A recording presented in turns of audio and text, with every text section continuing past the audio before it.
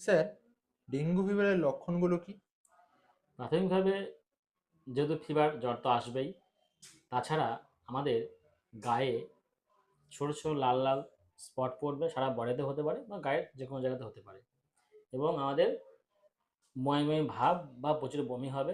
তাছাড়া আমাদের মাসেলসে ব্যথা করবে, বনি পেন, জয়েন্টে বা হাড়ে ব্যথা মনে হবে বা জয়েন্টে জয়েন্টে ব্যথা মনে হবে, এবং আমরা অল্পতে রেগে যাব, অল্পতে ক্লান্ত হয়ে যাব, এবং আমরা অস্থির ভাব হবে। তাছাড়া অনেক সময় ব্লিডিং টেন্ডেন্সি থাকে। সেটা কি?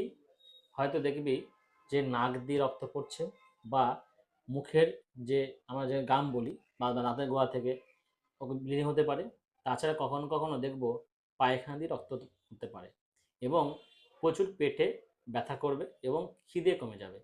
এই লক্ষণগুলো হলো প্রাথমিকভাবে আমরা ডেঙ্গু ফিভার লক্ষণ ভেবে থাকি।